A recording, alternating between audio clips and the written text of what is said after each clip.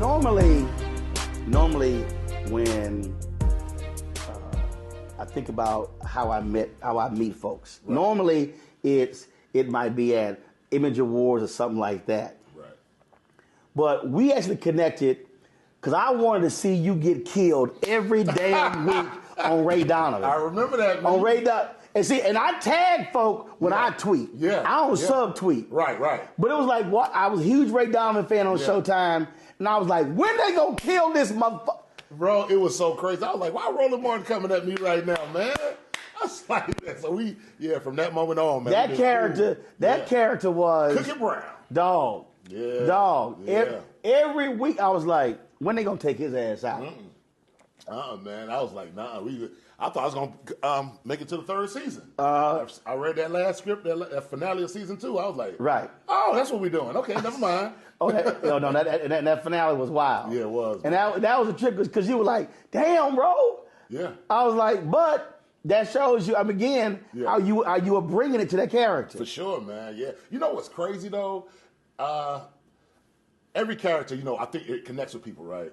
And even like when I played Cookie Brown, or when I did Harriet, or when I even Raising Kanan, when people get affected like on that end, and I used to take it to heart. I remember when I did Harriet, and I even called you. I was like, "Yo, Roland, they coming at me." Yeah, you right did. now. You did. He was like, "Man, it's TV, it's movies, man, whatever." They was coming at me. They was calling me a sellout. I was like, "The character is a sellout, right? It's not me." So right. yeah. But I remember that, and I remember the words you gave me, words of encouragement, man, because I was really like going through it too. Yeah. I was like, "Wow, man." Well, what's crazy with Harriet? So before that, I had to call Cynthia. Yeah. So when it came out, you hit me. Yeah. But before it came out, folks were going after her. Saying neck, bro. And so I called her. Yeah. She and I talked, and connected. Yeah. Said some encouraging things to her as well. Yeah. About that, and then it went on. And people, man, see for me, and she got nominated for the Oscars, so that was right. Two nominations, best song and best actor. See, the thing for me, man, is one, it's a trip because. I'm a fan of shows. Right. And so I don't take it personal. Right. But I'm still going to share my thoughts, share my views about something because I'm a fan. And my deal is, and I'm live tweeting, and here's what was crazy. Yeah. So it was the T. Howard Foundation. They had, it's a foundation dealing with diversity in media. Right. So I roll up there, and what was it was the president, CEO, then the chairman of Showtime. So they were there. And Nevins? Nevins. And I forgot the other guy. Yeah. Dog, both of them were aware of all of my House of Lies and Ray Donovan tweets. Right. And so we started talking. They were like, oh, no, we know who you are. Right. We appreciate you being a fan. They started talking. I was like, yeah. And so that's the other thing, you don't necessarily think about who's watching, responding. Right. I was even shocked. I'm like, y'all know what I'm tweeting about? Yeah, man. People be knowing. So, and especially like when you are of a person of stature or whatever, man. They know. Like, wow, this person, they watching the show like that. Like, damn, that's what I'll tell you, Roland, like the first time, I remember that week, you were like, I can't wait to kill him. I think it was the first episode I was on. Like, I can't wait to kill him. I was like, God damn. Every week. I know, man. I was like, Cookie's still living. I'm like, they ain't taking him out by now. But you know what? See, it's a difference when like, you can talk about the character and hating the character. Right. When they start throwing personal jabs at you, dog. Bro, what you talking about? It's a character. Hate the character. I hate the character too. You know what I'm saying? Right. So it's that type of thing. But here's the other thing that people also don't realize is if you actually look at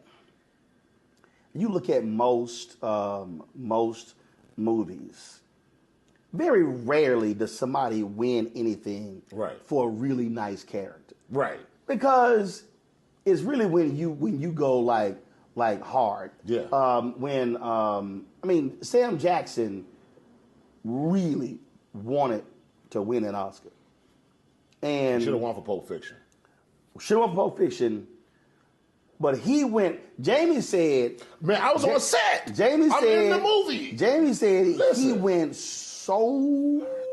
Bro. Jamie was like, yo, it was some stuff he did. We were like, yo, we can't put that in. Yo, man, I'm going to tell you, when we were shooting Django, I'm like, The first scene is when we all get to the house, and then Sam come out and start talking about who is that in on that nag, and that whole scene, man.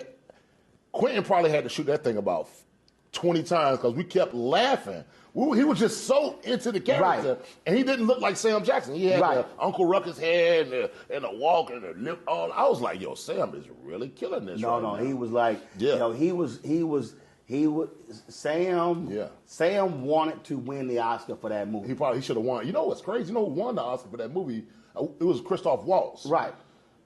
Which is sort of weird to me because I feel like sort of Christoph and Jamie were co-leads. I know it's called Django, right? But it was like they were co-leads a bit.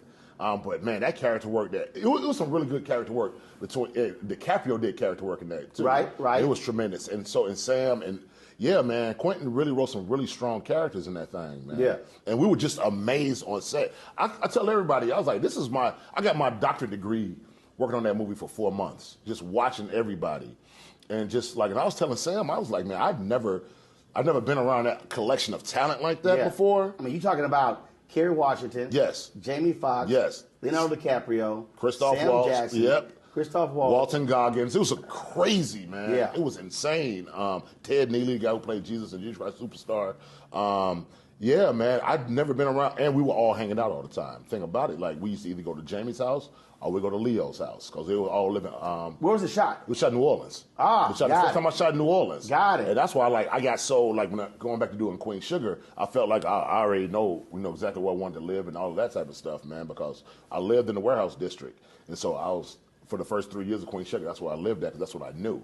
But yeah, man, it was hot as hell. Now I'll tell you that. I fell out one time, man. I was like, they had to give me an IV, but yeah, I got my doctorate degree on that thing, man.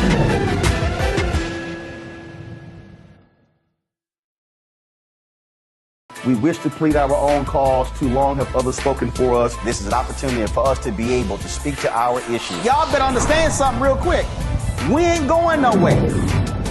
It is a continual battle that we see all across this country. Revolution will not be televised. The revolution will be streamed. All momentum we have now, we have to keep this going. He makes sure that our stories are told. Roland Martin's doing this every day. You can't be black-owned media and be scared.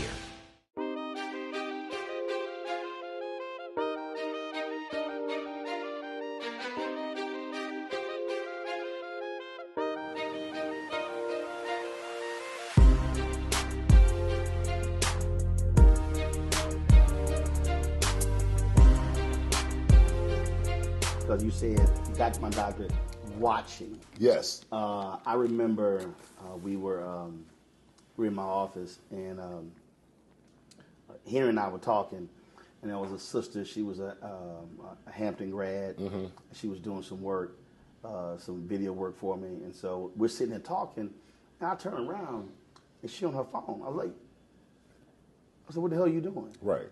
And she goes, "What do you mean?" She said, "Well, you were talking to him." I said, and your ass can learn something by just listening to this conversation. Yep.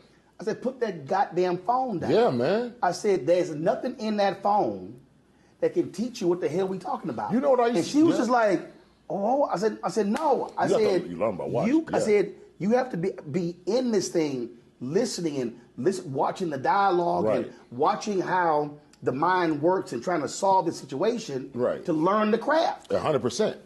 You know what I used to do, Roland? It was days that I wasn't even shooting on that movie. I'd go to set just to watch, especially Sam. I go there just to watch. I do that now. Whenever he's around anywhere, he's filming around me, I'll go to whatever set when him and Mackie did The Banker. I was there just watching. Movie. And it was like right over here at the Fox Theater. I was just there watching. When he did the Shaft, when it was all three generations of Shaft, I went there and I was just watching Richard and so I was going there just to watch. I feel like I can learn the most, like you said, just by watching and perceiving, like, okay, this is how it's done. Well, the thing is, for me, the watching piece is, to me, it's watching and listening. Yes. So I need to watch how somebody moves. Right. Watch how they process. Right. Watch how they prepare. Mm-hmm. And then, if they're talking, listening to what the conversation is between them and the director. For sure. Or the fellow actor or whatever, So for yeah. me, if I'm sitting here dealing with Anthony or Henry, or dealing with how we have cameras set up, dealing with angles and stuff like that. Right. Because I remember it was somewhere, and I think we were shooting the first season of Rolling with Roland, and it was an interview with Bill Duke. So we shot. It was an Airbnb in L.A. Normally we rent an Airbnb. We stayed there, set our cameras up there, and usually I pick an Airbnb that has 3 or 4 different looks. And shout out to Bill Duke. He texts me every morning. Great words. I love you, Bill. Oh, good yes. brother. Yes. And what was it? So we shot it at nighttime, and it was in front of the pool, and it was the first night interview we did. Oh, wow. And where we shot it, they had it was like a door coming into the place that had these LED lights on it, and I wanted the color. Right. So I go over. I'm sitting here, and I'm like, "Yo, pull up that shot," and we pull it up, and that door wasn't in the shot. I was like, and I want that door in the shot. Right. Oh yeah. That's understanding and learning the craft. It drives me crazy. Again, I jumped on my nieces. I had them, my twin nieces. I moved something in my house. Right. And they literally were running back. I said, hey, they run back to grab their phone. I said, no, you're gonna stand here and you're gonna watch me figure out what I'm doing. Right. To actually be in it. Yeah, and to internalize that. Yeah. And so many people, man, don't actually understand just by watching and observing what you can learn and take from. The best actors are the ones who watch. I did a film with Jeffrey Wright years ago, maybe it was over 20 years ago. It was Boycott. Yep. And I was just watching. He played Malcolm X, and a Comedy Juggle played Coretta Scott King. Yeah. She played it twice. Played it in Selma and played it in that one. It's funny. I was in both of them. And I was like, he just sit back. He doesn't say much. He sit back and he just watches people. And I was like, yo, Jeff, what you do? Say, I like looking at people. I like watching their idiosyncrasies. I like watching little things that people do. And that's why whenever you see him play a character, it's so different than anything else. Very cerebral. It's very cerebral, very nuanced, because he studies people. And he can bring that to that to life, man. Yeah, definitely. I'm a big watcher, man. And I try to tell my daughters, like you said, I tell my daughters, especially the one who's a writer and a director and an actress, I'm like, you got to sit back and watch people. You get off the phone, like you said, sit back and watch. You sit back and watch life. So, yeah. Oh, absolutely. Yeah. I mean, I do it. I mean, we'll be somewhere, and I'm watching everything. Yeah. I mean, I'm sitting here. We'll go on. I'm looking at the camera. I'm looking at the tripod. Right. I'm looking at. We were at the. Henry and I were at the Miami Grand Prix, and Sky News was broadcasting, and I'm looking at the mic flags. I'm looking at everything. And they had these tables, so we're watching these tables, and I'm looking, and homeboy comes over, and he pushes the table down. I was like, "Yo, Henry, you see?" He was like, "Shit, that's tight right there." Yeah. Because when we're traveling, most news people will use a bandstand, Right. Okay. to place their phones, everything on, mic and everything like Right. that. So I was like, so we walk over, we're like, yo, where this table come from? Right. So homeboy's like, he said, let me show you. It's great. He said, you can push it up, you can push it down. He said, you can get the one with the LED light on the inside. Oh, wow. It illuminates. And we were like, who this from? Right. And so sat there, I'm like, name, boom, order 6 of them.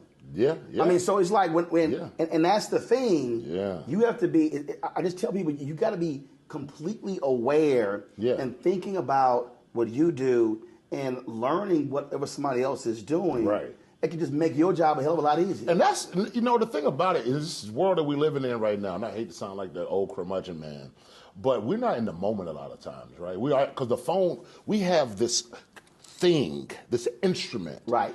A computer in our hands. Right. At any given time, we could be like this. We could be sucked in. A computer, a telephone, a television. All this is in our hands instead of living life and I'm a perceiver, man.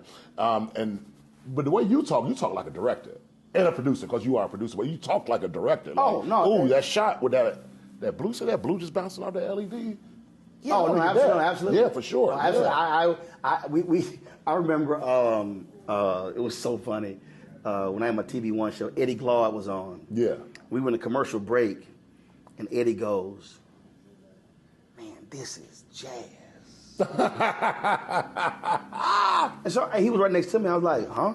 He said, man, this is jazz. Right. I said, what do you mean? He said, Doc, watching you flow is like watching Miles Davis play. Ooh, and I said, what? He said, wait a minute. You over here, we in a break. Right. You know what the panel is doing, where the cameras are, what they're doing in the control room. Yeah. They're calling what's up next. And I was like, yeah. Yeah. I said, because I said, when you're in this, you are, you in essence, directing and producing because it's also understanding vision. Right. I remember one time we had this woman, man, and it was a book about a guy who got lynched in a southern town, and she found out later that they were related to the black guy. Oh, wow. So the woman's talking, and I'm looking at her, she's getting emotional, and I'm looking over here, and I'm like, why direct on the two-shot? I'm like, why is he on a damn two-shot? And so I'm giving, and so again, so Henry was flow director, and I used to always give hand signals. Yeah. And I was sitting here like, One, yeah. like, go to a single shot. Yeah. And then when they switched, I was like, then I was kind of like, zoom, because she was getting emotional. Yeah, you had to push that and I was thing like, push in. that Yeah, thing. yeah, I was like, yeah. I was sitting there going like, Yeah. and so, and This the money shot right here. Right. Yeah. And so the director, Shelley, great guy, he directed for ABC, all these different networks. I said, Shelley, listen, you were trained to direct by reading the left side of the script, reading the right side of the script. I said, they barely even look up. Right. It's just like, this point, play this sound, play this, show this Yeah, back. yeah. I said, Doc, the script is a guide. 100%, yeah. I don't follow it. Yep. I said, I need you to direct looking at me. Right. You don't know where I'm about to go. Right. I said, I need you to ignore that sheet of paper and watch me the whole time and direct by watching me. Right. Right. I'll be throwing signals on the air. Yeah. And the audience has no idea what I'm doing. Yeah, yeah. They wouldn't know. Yeah. Yeah. Like if I wanted a two shot and I didn't like a particular shot and I'm talking, I'd be like, now listen. Right, yeah. And your director got to watch you. And I'm like, dog, you got to be paying attention. Right. It's like jazz for real. It's like if you got Monk Totally and you got Mingus and you got Dizzy up there, you got to follow. You got to follow. You got to follow who it is. Like, that's what you're doing. That's what he said. In fact, I remember when Get On Up came out. So they set up a private screening for me at the MPAA in D.C. And we were going through this stuff at TV One. And they were like, Ro, you put too much pressure on the team. You got to back off, whatever. And I never forget the scene with Craig Robinson, who was playing Maceo, and the brother. Oh my goodness, he passed away. He was playing Bobby. He passed away of acute alcoholism. Nelson. Yeah. Yeah. So they were talking, and he was like, Bobby, you were a great singer, man. Why don't you get back out there? And he says, Maceo, from the moment I met James, he said, there's nothing I could do that could come close to that brother. He said he was supposed to be standing out front in front of that stage. And I called my producer. I said, I can't do what you want me to do. I said, I can't do it. I said, I'm supposed to be standing out front. I said, James Brown, the reason his band's sound was so tight, because he drove that. I said, and he understood it. Yeah. When he hit them with them fines in the middle, because he's seeing and hearing everything. And I think for a lot of people, they don't understand when you're trying to go places other people have not gone, right, and achieve level of greatness. I mean, look, John Singleton talked about the pressure Sam put on him when they did Shaft. Oh, yeah. And Sam was like on his ass. Yeah, yeah. And Sam was like, "You a young ass director." Yeah, yeah. And they had friction, but Sam was like, "Yo, I'm here. Yeah. I'm gonna push you to get here, right, and not to be satisfied to the way you are." And a lot of people can't handle that pressure. But when you see it, right, and you trying to go somewhere, and they don't understand it. But the thing about it, like you said with James, he created that band. He knew who he could use. He knew the right people, the right personnel. sometimes people got to go by the wayside, man. Oh, absolutely. You know what I'm saying? Sometimes it's like, hey, look, man, you are great at what you do for whatever it is, but not for this band. Right, and if you don't mix and you don't, and it's just, I just think that a lot of people don't, T&I numbers on this here, also when it comes to vision. And that is sometimes you got to step back and in all your whatever go, yo, I'm dealing with a different cat here. Right. And versus me having an attitude, let me actually just look at what this brother or sister's trying to do. Right. And let me follow this. Okay, yeah. And I think that's where a lot of people lose it, because they think that having friction means you don't get along. No, you just might have these two strong personalities. Right. But they can also draw the best out of each other, 100%. Because both want to be great. They want to be great, exactly. Shaq and Kobe. Yep. It happens like that sometimes, man. Yeah. How did you start? How did you even want to do this? Yeah, my mother was a theater director. So where? In Atlanta and in Henry County. It's like McDonough, Georgia, Stockbridge. So she's taught school in Henry County, but she was doing theater in Atlanta. So from the time I was 2 or 3 years old, I was going to theater, watching her direct, and like, Mom, I want to do this when I grow up. I want to do this when I grow up, And then she started me out doing Bible, the 23rd Psalms. The Lord is my shepherd, I shall not want. I was doing that at talent shows. And then she went on to start the drama ministry at a church that we went to, Green Forest Baptist Church in Decatur. And man, from that moment on, I was doing all those plays. I was doing plays in elementary school. And then I went to Performing Arts High School, the CAP School for the Performing Arts at Avondale High School here. And man, I just bitten by the bug. I wanted to play football. I loved football. But man, it was something about being on that stage and something about playing piano, man. I love playing the piano, and I love being on stage. I like people looking at me.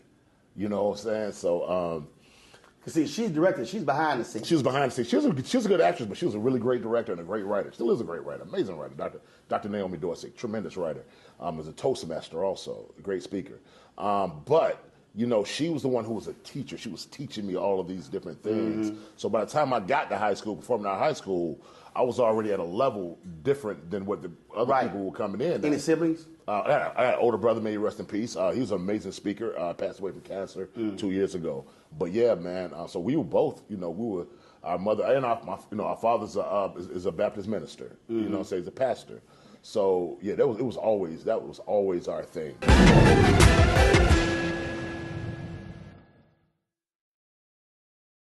When you talk about blackness and what happens in black culture, we're about covering these things that matter to us, speaking to our issues and concerns. This is a genuine people-powered movement. There's a lot of stuff that we're not getting. You get it, and you spread the word. We wish to plead our own cause.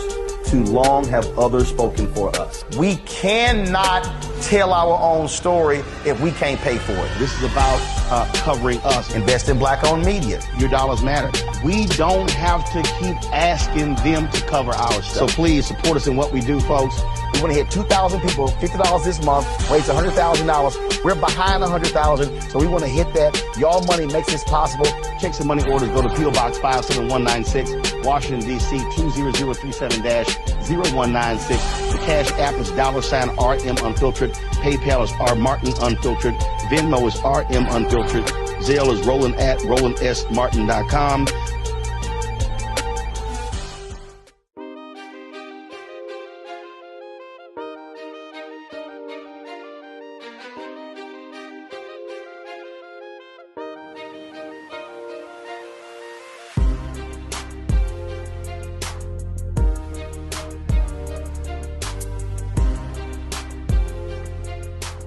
One of the reasons why I absolutely love magnet schools, because I went to School of Communications in Houston. You want someone Glasper went to? Someone Robert Glasper went to? He may have gone to high school for performing visual arts. Okay, that's what he went to. PBA. Okay. So I went to Jack Cade's Magnet School of Communications.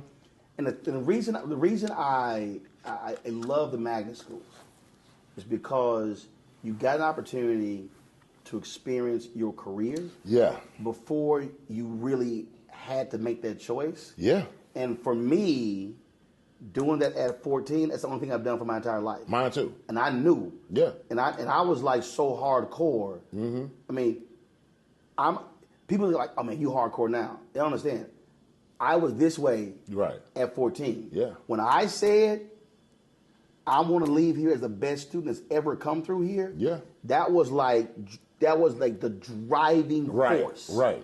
Every day. Man, I tell you, and we had some amazing teachers. We had Richard Lightgibb, Jim Word, we had Chris Kern. These people really, we felt like we were at a job. Right. And when I got to college and I started doing plays in college, I was like, oh, these directors aren't that good. And these actors, man, I'm going to tell you something. This is real talk, Roland. I was doing plays in college. I did 2 plays in college. And I stopped doing plays in college and started doing plays professionally. Because I was like, these kids aren't, I can't even work with these kids. Right? Okay, so you about to crack up. Yeah. Same way. Bro, that's what I'm saying. Bro, I was sitting we're sitting in class. I'm sitting there going, why am I in here? Bro, listen. I'm like, y'all ain't sitting here. I had one professor, dog. We got into it so bad because we had a writing assignment. It was a 50-minute class. It would give you a set of facts. Right. And you would have to write the story based upon a set of facts. Right. So I came to class 15 minutes late, left 15 minutes early. So came back. She gave the grades out, like an 84 or something. Right. She's like, Mr. Martin, I need to speak to you at the class. I was like, yeah, all right. So she's like, well, had you applied yourself and showed up on time and stayed for the whole time, you could have made it A. I said, Doc, I didn't care about your A. Right. I said, what you don't understand is, I said, I am trying to learn how to take a set of facts and write it in 20 minutes. Right. I said, here's what you going to do. You going to tell me what I did wrong to make this 84. So when this next assignment happens, I'm coming here 15 minutes late. Yep. I'm leaving 15 minutes early to make that A. Right. Man, she came back at me. I said, you know what? Listen. I had some other professors who told me, Roland, we teach you differently from the rest of them. Right. I said, you know what, Doc? Why don't we just do this here? Right. Why don't you teach them? Right. And I'll just be over here. Right. And that was the thing. And she was hot. Yeah. She was like mad. But what she didn't understand is I was clear what I was trying to do. For sure, yeah. And I actually created my own curriculum. Just like I refused to work for the school paper. Wow. I said, y'all, that's a laboratory. I work for the Bryan College Station Eagle, the local paper. Right. I entered the local TV station. Should have got the weekend sports anchor job, but the white boy was the news director, Jeff Braun. Brought his son in. Jeff Braun. I call the names out. Yeah. No, he wouldn't hire a black man. Oh, wow, really? And I use it, I will, dog, he had a run-in with a brother years earlier. One of his close friends, I never forget, Alice Brown, investigative report, she took me for a walk. She said, Roland, you're a phenomenal student. The job is easily yours. Right. He will not hire you. That's crazy, man. And I left the same day.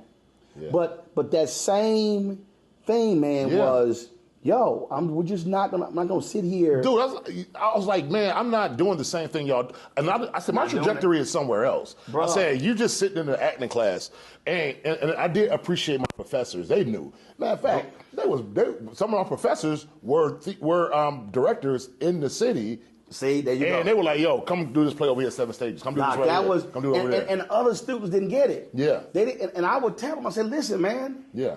I said, yo, we cool. Yeah. But I ain't trying to do what y'all doing. Exactly. No, man, people, oh man, this dude, he's arrogant. It's like, no. I'm trying to go somewhere, and man, and it was like this. And again, and this is where people, again, I'm going back to a Miles Davis or James Brown or Prince or Michael Jackson.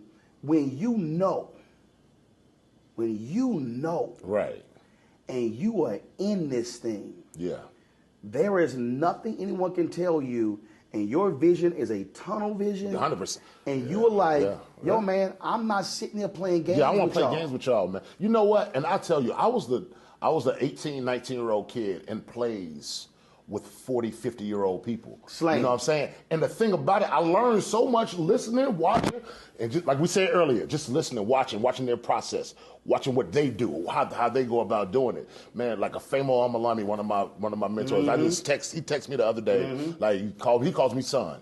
Him and Liz Williams, Hosea's daughter. They call me son because I've been with them since I was 16, 17 years old doing plays with them. Amazing actor. he's my teacher, you know. So it's like, nah, man, like when I was in college, I said, man, I think my first movie, Road Trip, was 1999. I was still in college. And I remember my college professor, Sheldon Schiffer. I still love him. He's still a great friend of mine. He was like, I was going away to do movies. I was doing Juwan Man going to North Carolina. I was doing other movies, just going to different places. Right. And he was like, man, you know what, man? That's your A. Don't worry about it. It was an acting for the camera class. Right. You're already doing it, man. That's your A. Don't worry about it. I never forget. I'm a freshman. And the reason I went to Texas A&M, my brother was already there. Yeah. But 3 of us would have been in college at one time. Okay. My brother, me, and my sister. Oh, that's dope. Yeah. And look, I could have gone to Northwestern or Syracuse. Right. Financially would have been stupid. Simply could not afford it. So I didn't choose Texas A&M because of journalism. I chose it because I found my brother's there. I got academic scholarship. I'm going to get a job anyway. Right. But it's actually economically easier on my parents having us at the same school that my sister came. Absolutely a lot easier. Yeah. But man, I never forget, I came to the journalism department. I'm walking around, and Dr. Starr was the head of the department. Right. And I'm like, all right, man, where y'all TV station? And he says, well, we don't have one. I said, hold up. I said, well, what's the station? I said, it's KAMU. Well, no, that's the public broadcasting station. It's not affiliated with the Department of Journalism. I said, how the hell is I'm a freshman. Yeah. I said, how the hell is a TV station, Tyler University, and you got no connection with the journalism department? That's crazy. I'm like, all right, fine. I said, what y'all radio station? Right. We don't have one. I said, hold on, College Station don't have a radio station? No. Just Texas A&M. I said, hold up. I said, there's a radio. No, that's a student-run radio station. I said, hold up. So y'all ain't got no radio station? I said, well, what y'all got? Well, we got a journalism department. I said, that's it? I said, man, this lower than my high school. Man, he looked at me. I know he was thinking, I don't know who this arrogant son of a... Yeah. But it was like... But it's the truth, though. I was like... It's the truth. You know how crazy I am? I went to the Board of Regents meeting. The Texas A&M Board of Regents meeting to say, y'all need to change this thing. Yeah. Lowry Mays was on a Board of Regents. Right. Lowry Mays just recently died, was the founder of Clear Channel. Oh, wow. Really? Dog, I'm a straight up freshman. Right. Go to the meeting. Let me holler at you. Man, y'all need to do something about this here. I said, how you the owner of Clear Channel Communications, the largest group of radio stations in the country? Right. I said, and ain't no relationship with the journalism department.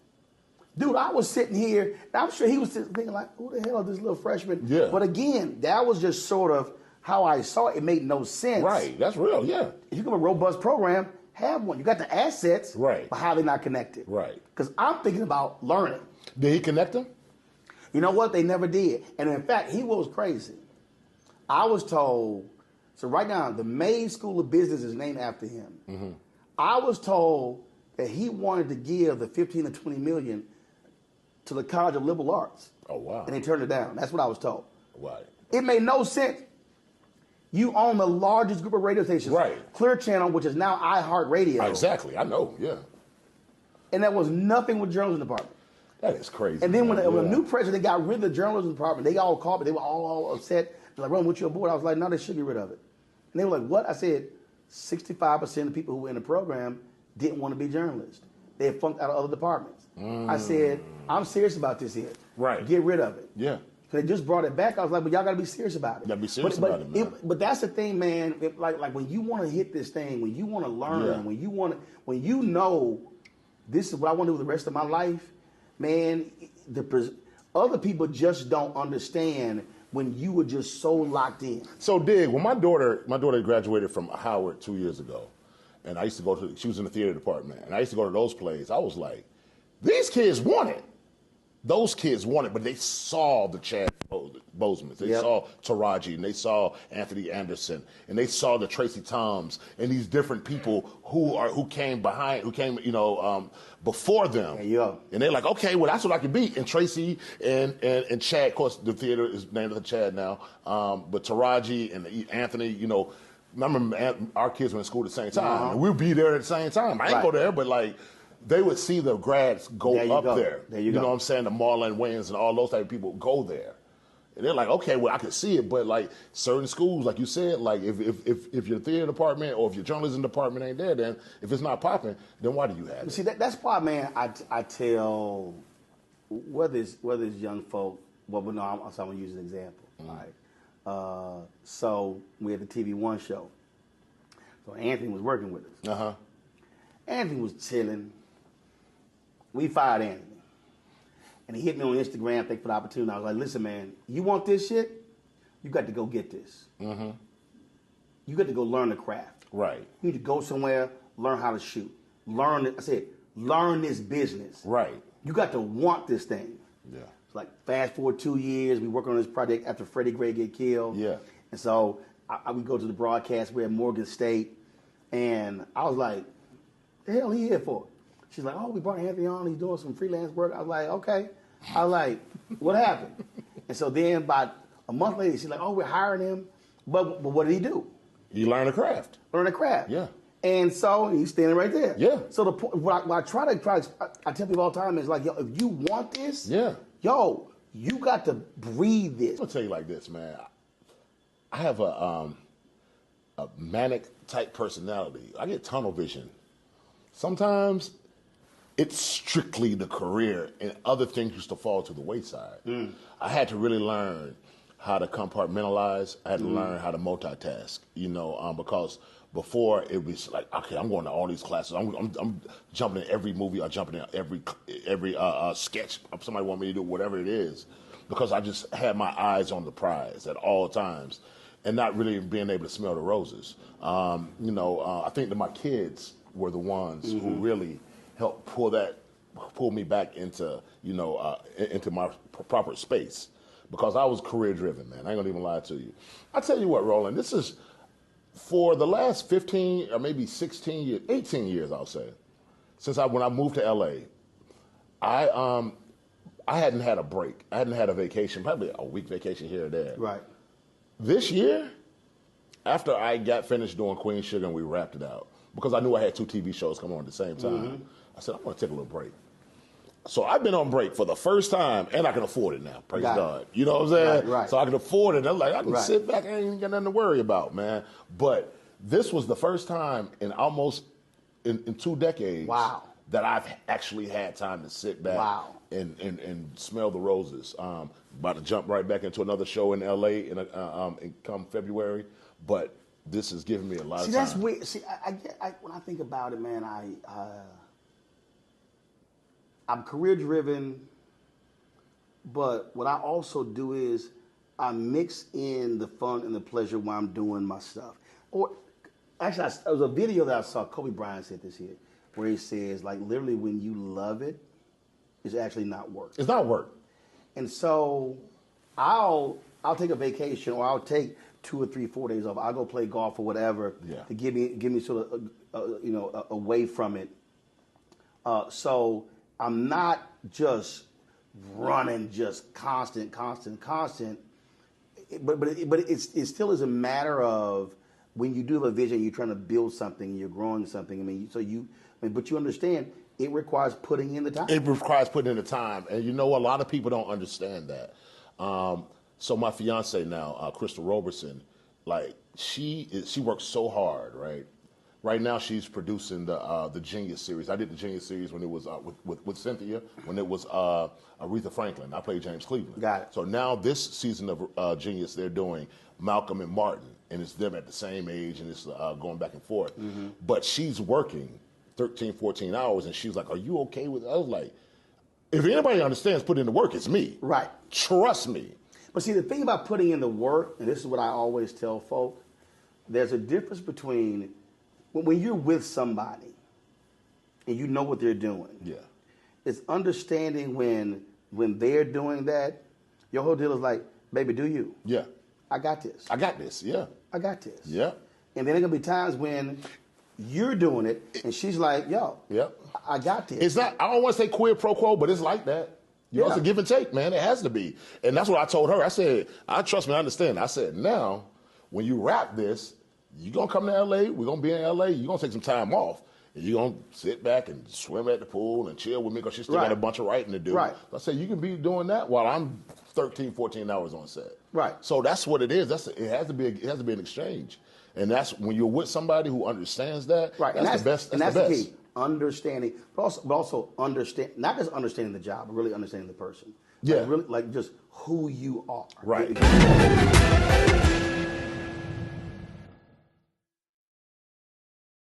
Black Star Network is here. Oh, no punch! I'm real revolutionary right now.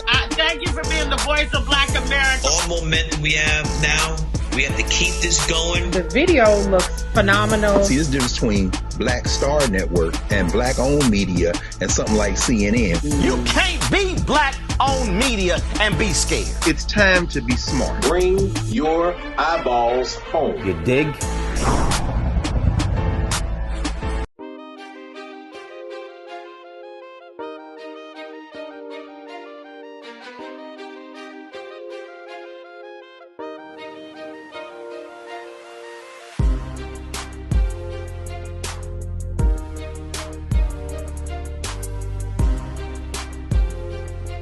I travel a lot with covering stuff, and you're going places.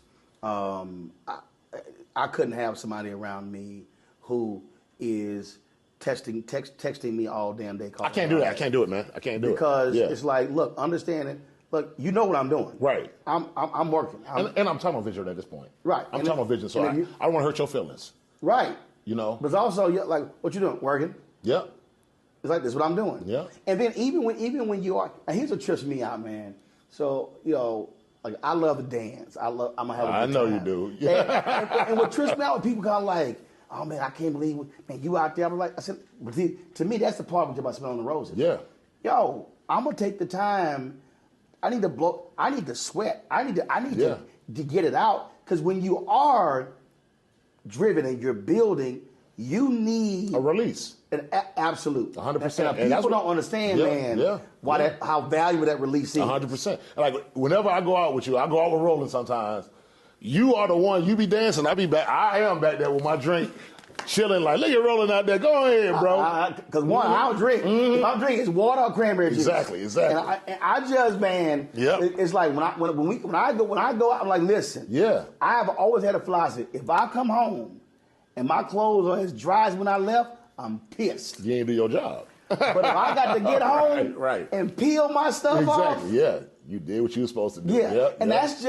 That's how I look at parties. Yeah, for sure, yeah. That's what you get. I mean, like I said, that's the release that you need. That's the thing that gives you that exaltation, you know what I'm saying? So I'm not mad at that. And I don't give a damn what nobody thinks. I know, man. I don't care. Makes you happy. I don't even need to dance with nobody. Right.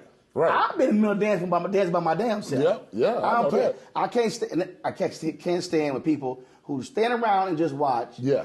Who don't even move. Yeah. And I hate bad DJs. Oh yeah. I'm like, look, man, if you gonna, I'm like, look, we gonna groove. Don't be switching the song when we right in the pocket. I know. You ain't never lied about that. That's the worst, bro. I hate that, man. They do that. I don't know. Yeah. That's. But it's a matter of having a good time. That's what it is. So I gotta tell this story to the folk. So we in Vegas at the Black Journalists Convention, and so Lionel Richie is my frat, and I got tickets. I asked 3-4 people, you want to come to the Lionel Richie show? Oh, I'm going to dinner. Oh, I'm going here. I was like, fine. So I bump into you, and just straight in the middle of one of them intersection hallways, and I was like, oh man, what's up? Like, oh, I'm going to this Queen Sugar thing for NABJ. Yeah. What you doing tonight? He's like, well, nothing. The Lionel Richie concert. You like, hell yeah. I was like, Lionel Richie. Yeah. So, send a ticket. Yep. So we go there, sit there chilling. It was the funniest thing. What that many black people in that? It wasn't. No. And they look at us like, who the hell are y'all? Yep. And we look at y'all like, who the hell are y'all? Yeah, exactly. Yeah. He our dude. This our guy. This the funniest part was when, because I already told you he was my frat. But when he comes out, and he shot me up from the stage. Now, when he said, because you got to understand, all these white people just looking around like, who is this? Okay, who are these guys? Okay. And then he said, my frat brother's in the house. Roland Martin, where are you? Roland Martin. Can you stand up? And they had cameras in there. And they put the camera on Roland. And these white people were like, who is this guy? I was like, he on TV, man. You don't know Roland Martin? Oh, yeah. They didn't know, but That was the most. But go ahead. But the funny part was when Lionel jamming, so me and Omar, we sit here, we rocking all night long, on the ceiling, dancing on the ceiling. Yeah. All right, so they going. So now it's the show climax. It's We Are the World.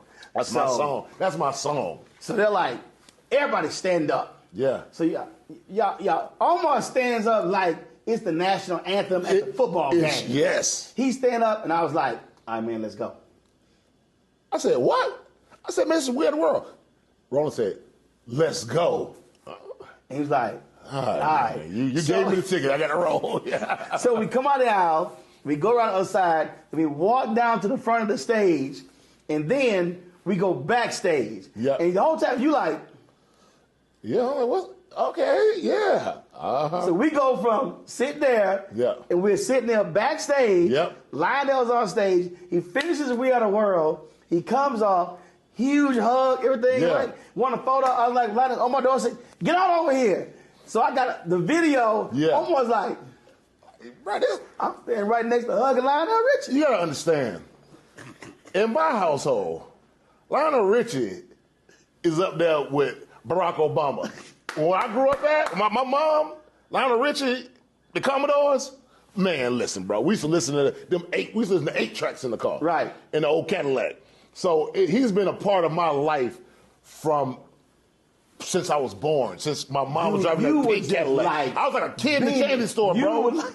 I was like, this is Lionel Richie, man. Lionel, as they call him in New Orleans. Lionel. So then Lionel goes, all right, y'all follow him to the dressing room. I'll be right back. Yeah. Omar's like, dressing room? I was like, Omar, come on. Yep.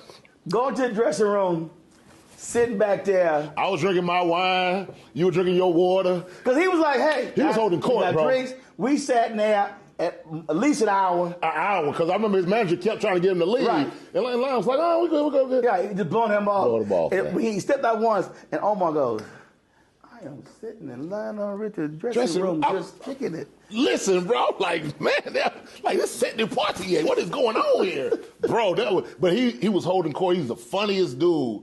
I was like, this dude, like, of course I said he needs a variety show on TV every week. I know he was doing with American Idol.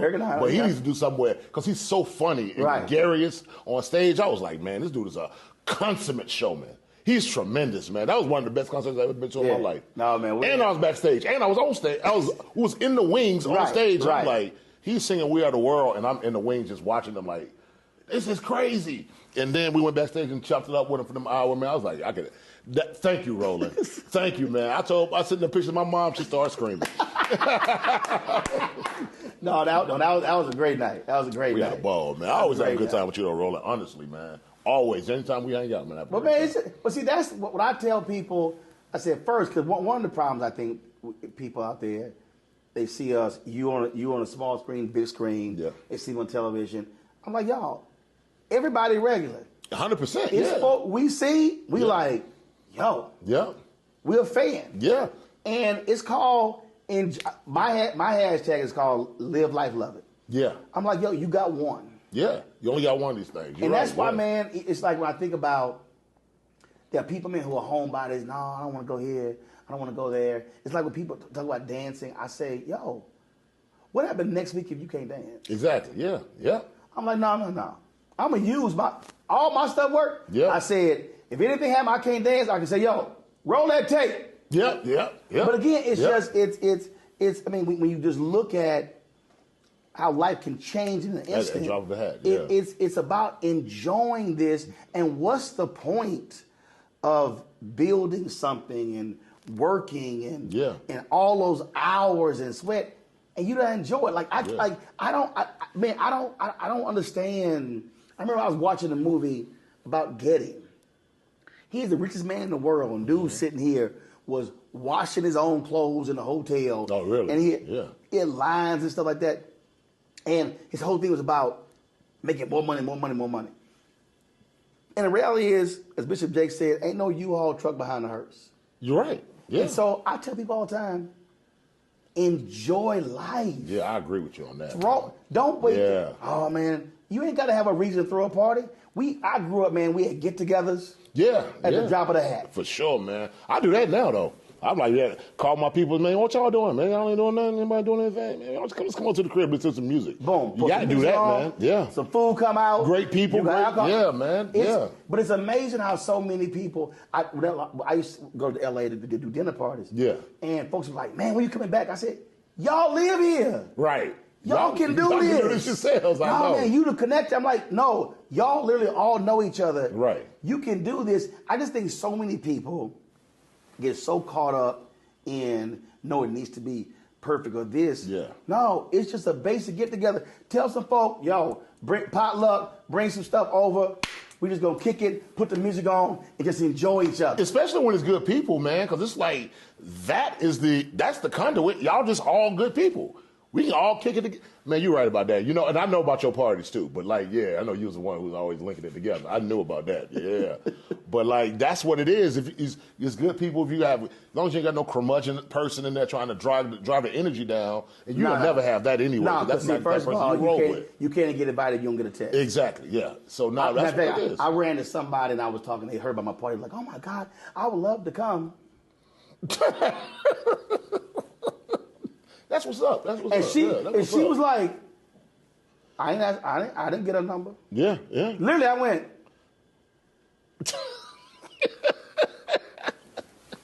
He was like, I want to come. That's what's up. Hey, you heard about that new and the only way, and it was a trip because when I would do it, people would be like, yo, what's dress code? Whatever you wearing on. I'm like, yo, we ain't got no dress code. Right. And it literally, it wasn't even like, they'd be like, yo, man, you can't get brother notice. I said, listen, the trip may change. Right. So when I land, we're doing it. Yeah.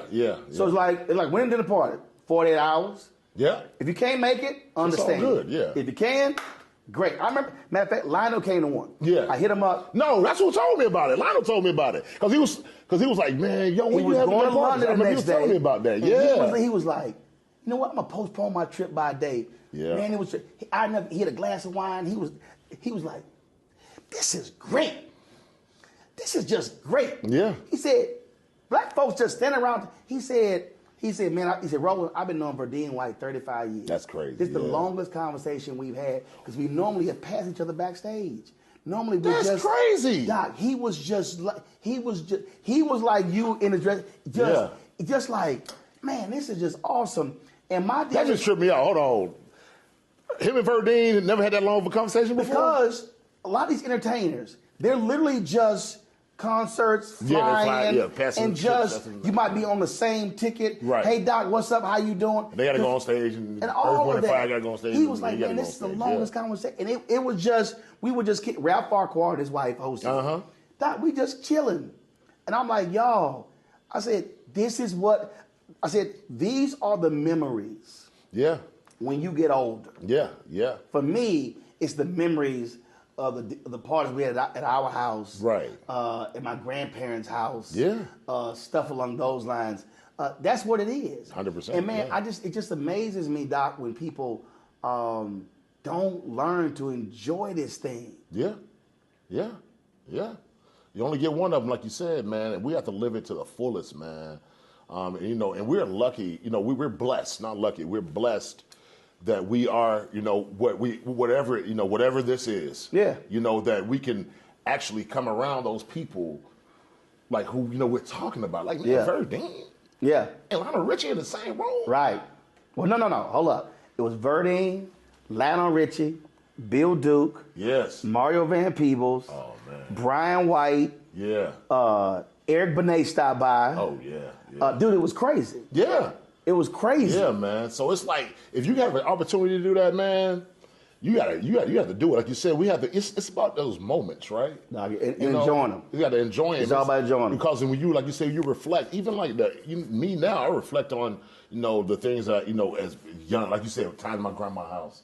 Right. My cousin's my barber now, and I was talking to him today, and we were just talking about, remember that time at Big Mama house and this, that, and that? We were talking about that today. Boom. And we both in our 40s now. Right. You know what I'm saying? So it's just like. Right, those are the memories. Those are the memories. Let me ask you, how has Hollywood changed your whole just life? I mean, you've been in movies. You're talking about the character of Hollywood. But it's different. But it's different when you're on a show focused seeing every week. Yeah. You know what? I'll tell you this. That character made me have responsibility, right? because he is one of the greatest men in television history. Mm-hmm.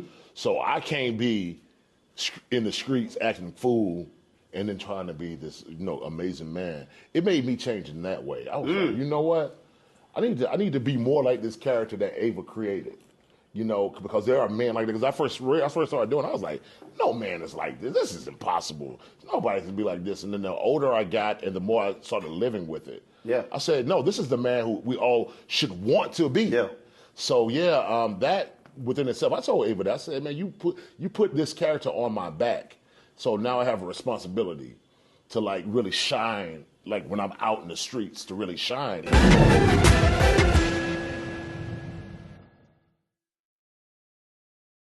Pull up a chair, take your seat. The Black Tape with me, Dr. Greg Carr, here on the Black Star Network. Every week, we'll take a deeper dive into the world we're living in. Join the conversation only on the Black Star Network.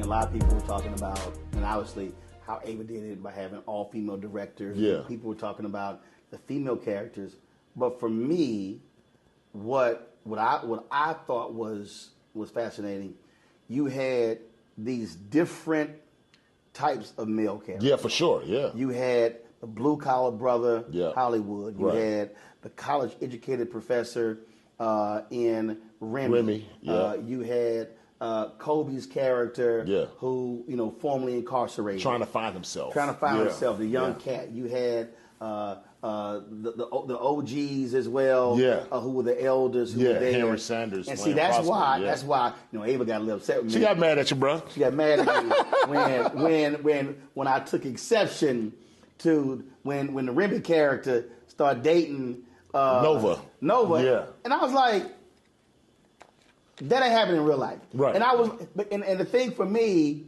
and like I said, she was hot because I was, and again, my whole deal is I'm a fan of the show. Yeah. And I'm live tweeting every week. Right. So I'm going to praise what I love. Right. If I don't like something. You don't call it out. Yeah. Like, I want to kill Cookie every week. Yeah. And my deal was, it was a trip because a bunch of other people agreed with me. Yeah. But that was the thing. For me, I felt Remy wouldn't do that. Right. Remy smoking weed. That wasn't who he was. Right. And that was a thing. So it was like, I was like, look, Abe, I'm a fan, but I'm going to express my view because as a black man, I wanted the diversity of those characters. For sure, yeah. Versus the one-dimensional view we Right. often see a black man. Yeah, definitely. You talked to Dondre about that? Of course. I told him. What did he say? No, I told him before. What did he say? I hit him after I tweeted it. What did and he I say? was like, he was like, damn, bro, you went hard. I said, listen. I said, I was one of the first people I was the first person to tweet about Scandal. Oh, yeah. The first person. Word? Yeah. I tweeted about Scandal when it didn't get put on the fall schedule. Right. So I'm the original Gladiator. For sure, So I'm tweeting about, so my whole deal was, I'm express how I feel. Yeah. And there were a lot of people who were agreeing with me, and I'm just a firm believer. So and still as a fan of the show, just the variety of brothers, and so when you watching it, if you identify with Kofi, cool. Yeah. You identify with you, Yeah. Hollywood, cool. For me, I identified with Remy. Yeah. Who I felt was a solid stand-up. For sure. He didn't want to sleep with her until she'd been divorced. Yeah. That's why I was like, he wouldn't do that. Yeah. He wouldn't do it. But that was just, again, my viewpoint. Yeah. But that to me is what I also think the show brought. Yeah. These powerful sisters. Yeah. But you can't overlook the complexities of the black man. Of the black man. And you know what I really appreciated was when, in the last 3 seasons, when they gave Hollywood the real spot, and he had a place where black men can sit, exchange ideas, right. and can bring their burdens by the riverside, and all of that stuff, man. I really appreciated that. That's when I felt like they really kick that Hollywood character and up a little bit more, man. And this last season was tremendous for Hollywood, man. And for me as an actor, he was a foster parent to two boys and two boys left, but just going to the school with those boys, you saw that the school needed black men there, needed dads on patrol. So he started doing that. Then he ran for board. Then at the end of the day, man, he got his own foster child, him and Advise. So that was just a beautiful whole arc. I tell you what, man, the arc of that character, Roland, I don't know, man. It's like you got to go on, right? I don't know if it'll be I don't know of a better arc that I could play. Starting from a guy who was a longshoreman to the guy, a business owner who owned two businesses, who was the president of the school board, who's now a father. That was an amazing arc, man. I really appreciate Ava for writing that for me. See, I think that, and I've had numerous conversations about this with actors, but also musicians. And the reality is this. There are some things, look, Orson Welles, Citizen Kane, he could never equal his first. He could never equal. He could never top it. He's an amazing actor, an amazing director, and all of that. But and that was a burden for him. Music. Yeah. Terence Trent D'Arby's first album. Yeah. It's a classic, Wishing Well and all that. That's what I'm saying. But it's he just never topped it. So the reality is there are times when you get something that is so special. Yeah. And you should simply cherish it. It is what it is. It is what it is. It's your magnum opus. But but the thing about it is like you can always, you can dive into different. I got 4 movies I'm about to do in another series, but it's just that like you got to sit back and like, man, that was a special one. Man, I tell you, Ava, man, she's a monster with that pen and behind that camera, man. So when you did the character you did on the Power Show, I thought that was so unique. Yeah, because here you had this hardcore gangster. Yeah. Who's dropping Shakespeare. I loved it. Who's dressing like Hugh Hefner. Bruh, listen. Who's bringing the art world. I personally thought killing off the character was stupid to me. That was just me. Yeah. I just thought it brought such a different dynamic. They didn't realize what I was going to do with that character is what it was. Really? They said that when I was in they were like, we didn't understand. I was like, well, you hired me. Which for me, what you do is you start rewriting. Yeah, man. No, because I just watching it, I was always like, what is Ass gonna say next? Yeah, boy, I'm gonna tell you what it was after playing Hollywood for 7 years, being able to come in and do that, man, be able to do some Shakespeare and with Patina Miller. And me and Patina were supposed to do a play on Broadway together 3 or 4 years ago before the pandemic. Me, her, and Jonathan Majors. And we were supposed to do Blues for Alabama Sky, Pearl Cledge. And then the pandemic hit and we couldn't do it. So I've been waiting to work with Patina because she's a monster anyway. And I was like, she's like, man, they give you all the juicy lines. I was like, I love it. I said, I'm going to sit here and eat them all. But it was like just going from hood to dropping knowledge. Yes. And so flew with it and back to hood. Exactly. Yeah, I loved it. It's, you know what? Because what the Sasha Penn showrunner and Mike Flynn, one of my closest friends, he was the executive producer of that. He's actually the creator of East New York, the new show on CBS. And when he called me, he was like, "Yo, we want you for this role." He said it's like almost like some Don King type stuff. I was like, "Let me look at it." I said, "Well, you know what? I see the Don King, the gregarious, I said, but something else is in there, right? Something else is in there, like a guy who's smart, who he thinks he's the smartest guy in the room, but he's not. But he thinks he is, right? So he's going to put on airs, right? But he's really from the hood, right? He done read a book or two, but you know what I'm saying? He's like, all right. So I love playing that role. I loved it. I was actually shocked when the character got killed. Yeah. Because I just thought that it was a morning on set. The day I had to die, it was so quiet. Everybody was so sad. The actors were like, Patina and Malcolm May were like, why are we killing him? Why do we have to kill him? Like, I was like, man, come on, man. It is what it is. I could do this. I do the character for one season. I ain't trying to be Cartier. But I was like, it was so much fun. I just thought Cartier was just such a unique character. Yeah, I was sure. Oh yeah, no, this gonna be the next series. Yeah, or just again, the next season or whatever. Yeah. Nah, I knew, but they told me from the beginning. They were like, "You're not gonna make it.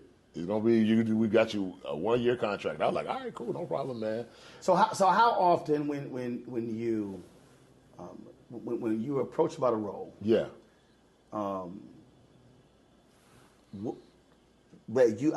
How much where you want to say, no, I need to get some input into this. I'm seeing something that you may not be seeing that I can now bring as a value. A show like Queen Sugar, they always let me do that because me and Ava created that character, right? I was the first person she casted, first person she called. She called me, casted me before anybody else. So we, with that kind of thing, like that. But a show like with Raising Kanan, the show was already on. Right. I'm jumping in this season.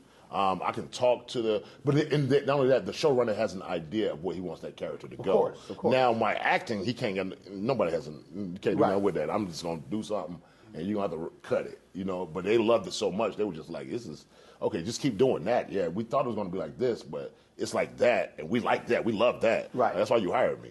For the new show I'm doing, we got a new show I'm doing on HBO with Chuck Lorre, and when we first started reading it and everything, he changed. He said, "Omar, you know what?" Like, he called me. He's like, "I changed a lot. I changed the character and some of the dialogue because of the things that you were doing when we were sitting reading. When we were doing the reading." And I said, "All right, cool." I said, "Well, cool. Well, this is Chuck Lorre. This is the king of a sitcom. Right. You know what I'm saying? This is a dark sitcom. It's called How to Be a Bookie." And me and Sebastian Maniscalco, we play bookies in L.A. So, it's a little different, but he's like, so I feel like we're going to have a lot of input on that.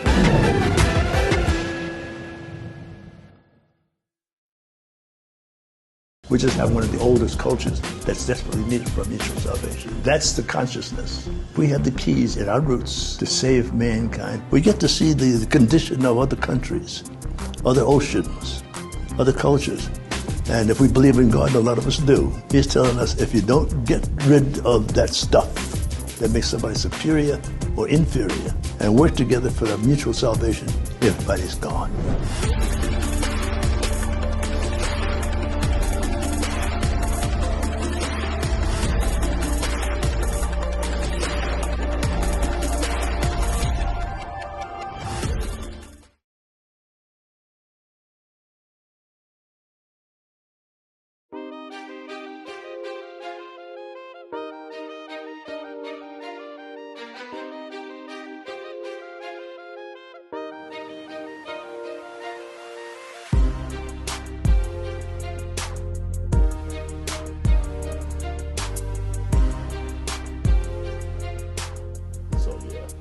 What is it that you really want to do you have not done yet? Paul Robeson. Really? Now that's crazy, because I was having, in my sit down with Lou Gossett Jr., we talked about Paul Robeson. Oh, really? And he said, this is what Lou said.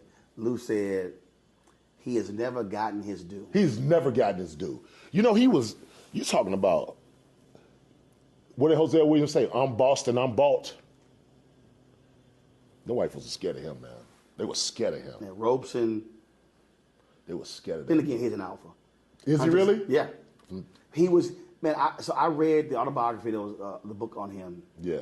And, bruh, when I think back to all these figures in the 20th century, and people talk about King, they talk about Paul Robeson, talk about A. Philip Randolph. Yeah. Talk about Ralph Bunche. Yeah. We talk about just... Afamo is playing A. Philip Randolph, actually. Huh? Afamo Omalami is playing A. Philip Randolph in the new Genius season. Okay. Yeah, just so you know. I mean, that's but Robeson, man, was... I mean, I'm reading his speeches. Yeah, man. And his voice and his acting. And he was a lawyer. And an athlete. And he was a ridiculous athlete. And an opera singer. All of this. Renaissance man. He is the definition of a Renaissance man. The true definition of a Renaissance man. Shh, brother. And so many African Americans have no clue. Listen, man. When I ran the Chicago Defender, they were celebrating his 100th anniversary. I remember, and I told the publisher, I said, listen, this edition may not sell a lot of copies. Yeah. I said, but Robeson, I'm putting him on the cover. Yeah. He's going to be on the cover. He looks so regal too, man. Right, and it was just, and when I would play, play some of these recordings, I have on my iPhone, I have a whole CD of him speaking. Oh, really? In his speeches, and he's talking Send about. that to me when you get a all right, chance. he's talking about labor. He's talking about, bruh. Yeah. You talk about just powerful, and of course I've interviewed Harry Belafonte and talked to him many times. For sure, yeah. About Paul Robeson. Yeah. And it was Robeson who, and then we start thinking about Robeson who passes the torch to Harry Belafonte, Oh, passes to Sidney Poitier, to Lou Gossett. Yes. I mean, and so you see, and so that's. Oh my God, I never even thought about that. Dude, he said, no. He was the, Dude, Lou said, Lou told me the story. His great-grandmother came to see him perform, and she walks into the dressing room, and she slaps him. And he goes, what you do that for again? And she slaps him again. And he goes, what you do that for? He says, I don't ever want to see you act like that again. He's like, Mama, I'm an actor. They're paying me to do that. That wasn't real. Yeah, he said Robeson was on the floor laughing, cracking up laughing. He said he was on the floor just cracking up laughing, watching this whole deal. Wow. And so when you think about us, never been able to meet Robeson, but meeting these people and listening to them talk about how he inspired them and taught them. Yeah. And I just think, man, a lot of people, his name never comes up. He comes up to me all the time, man. I remember reading about him when I was like 10 or 12 years old or something like that. He was a huge man. That's the reason I was like, I am drawn to these strong black men like that. Him, Thelonious Monk, I'm drawn to them. It's like the energy is right there for me. So when I sit there and I watch, I'm reading this thing about this man who's an athlete, this man who's an opera singer, an actor, politician, all of these things of this one man, and I'm hearing the voice and hearing him do La Boheme or something, and I'm just like, yo, this is a black man doing this. Mm-hmm. And Othello. Playing Othello when they had white men in blackface doing it. Orson Welles doing it. You know what I'm saying? Sir Laurence Olivier doing it. But you had him doing it? Kissing a white woman? Come on, man. Yeah, that's the one. That's the one. And then how he was destroyed, because what Harry Belafonte said was, Harry said he took care of his finances because he saw how they destroyed Robeson by taking his passport. So now you're not going to sing in the United States, but when they took his passport, he couldn't sing internationally. Wow. And they would have him sing over the phone. Oh, wow. And he died basically broke because the federal government broke Robeson. They took his passport and said, okay, Negro, now we're going to shut you down. Yeah. And by snatching his passport, he couldn't travel. He couldn't travel to Russia, to Europe. He couldn't travel. He couldn't be in France. He couldn't see. So they stole his livelihood by choking off his access to funds. You know what? You talking about France? I go to Paris from time to time, and I see murals of Robeson, and I see murals Josephine Baker, and a lot of jazz artists. Yes. And I'm like, man, they get so much love, and they're so in the zeitgeist there, in Asia, and in South America, man, and in Africa, heavy. And it's as if America tries to stifle that. Yeah. They don't want us to know how big we are overseas sometimes, man. I went over there, I had no idea that they watched Queen Sugar. I had no idea that they watched Selma or any of this stuff. I went to... look what happened when the Beatles came to the United States. Exactly. It was Beatlemania. I went to Kenya. And they went to Chess Records. Yeah. They went to Chess Records. They went to Chess Records, and that's why they got their hits. All those black soul singers. That's why they got their Inspired hits. by them, yeah. Yes, man. But I went to Kenya just on a whim. Not on a whim. I went to Kenya last year in February, and didn't realize that they were that connected to, but it's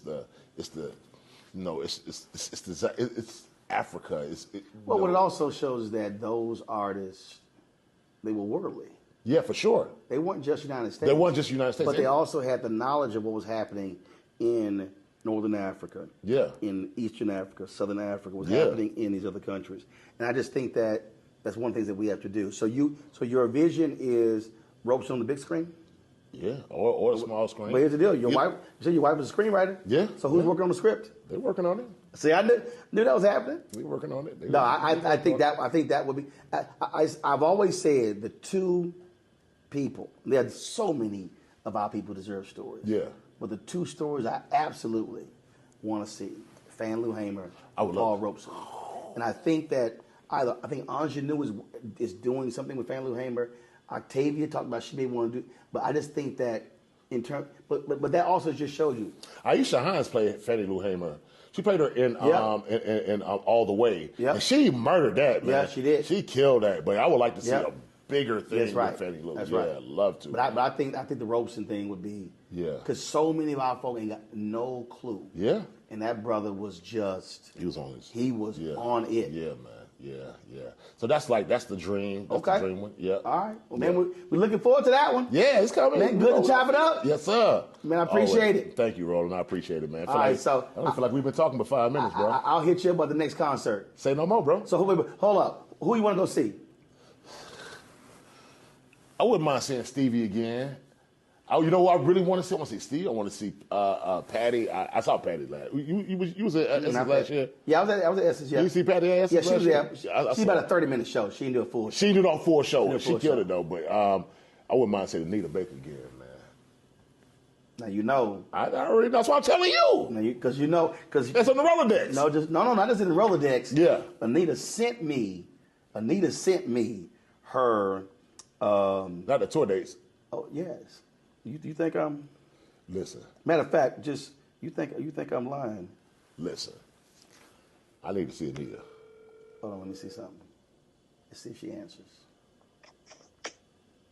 Hello, young man. Queen Anita, I am sitting here interviewing actor Omar Dorsey from Queen Sugar. Oh my goodness, no, I know. You don't have to tell me who that is. And he and I took him to the Lionel Richie concert in Vegas, and he lost his mind. So I just said to end my interview, who you want to go to next? He said, man, I want to see Anita Baker. I said, well, you know, she sent me the tour dates. And I said, well, let me just call her and see. So let me just pass the phone over. Well, no, wait now. I just had 2 martinis for lunch. Well, I'm about to have 2 more. He just saying hello. I'm just saying hello, Queen.